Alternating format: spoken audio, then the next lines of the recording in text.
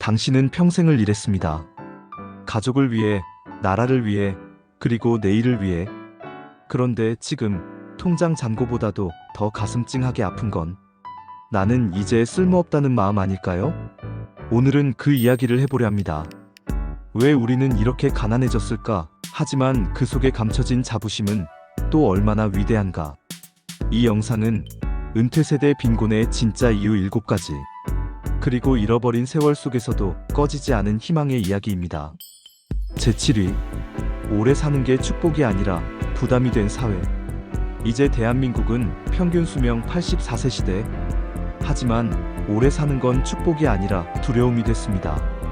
노후 준비는 평균 8년, 은퇴 후 생애는 25년. 그 17년의 공백을 메워줄 제도는 없었죠. 당신이 젊을 때는 정년 55세였고 그땐 70세를 넘기면 장수했다는 시대였습니다. 그래서 누구도 지금의 긴 노후를 예상하지 못했습니다. 그리하여 열심히 일한 죄로 오래 살아남은 사람들이 가장 힘든 시대가 되어버린 겁니다. 제6위, 조기 퇴직과 자영업의 덫. 1990년대 IMF 위기, 그리고 2008년 금융위기.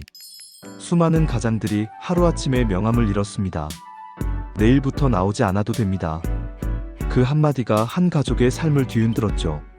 다시 일자리를 찾아봤지만 50대 이후의 노동시장은 너무나 냉혹했습니다. 나이는 숫자에 불과하다는 말은 현실 앞에선 거짓이었죠. 많은 이들이 자영업으로 내몰렸습니다. 치킨집, 분식집, 택시, 대리운전. 하지만 경쟁은 치열했고 빚만 남았습니다. 이건 실패가 아니라 시대가 만들어낸 희생이었습니다. 제5위, 가족을 위해 내 삶을 미룬 세대. 당신은 부모님을 봉양했고 자식들의 학비를 책임졌습니다.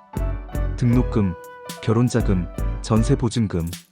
내 노후는 나중에라며 미뤘던 그 선택이 결국 오늘의 현실로 돌아왔죠.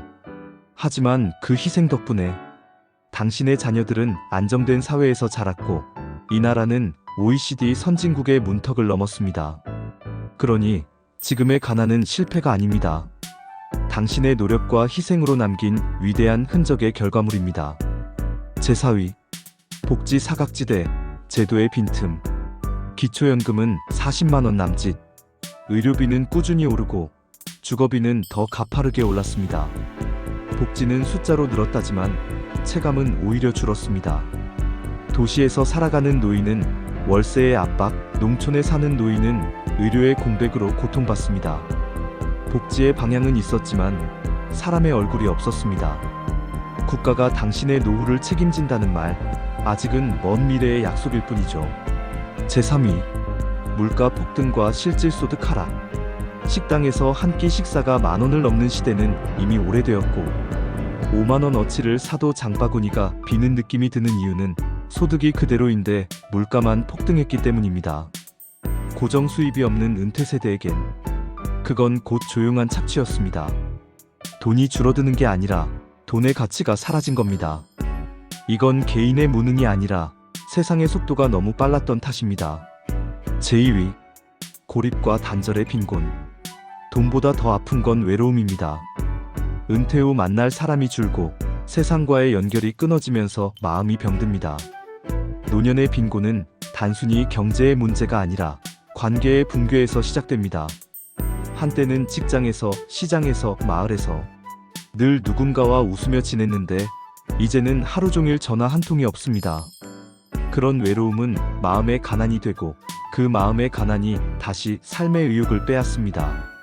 제1위, 자신을 잃어버린 세대. 이 세대는 국가의 기둥이었습니다. 1960년대에서 70년대의 근로자, 중동의 건설 노동자, 서독의 광부와 간호사, 베트남 파병 용사들. 그들은 가족을 위해, 나라를 위해 몸을 던졌습니다. 그러나 은퇴 후 그들의 존재는 너무 쉽게 잊혔습니다.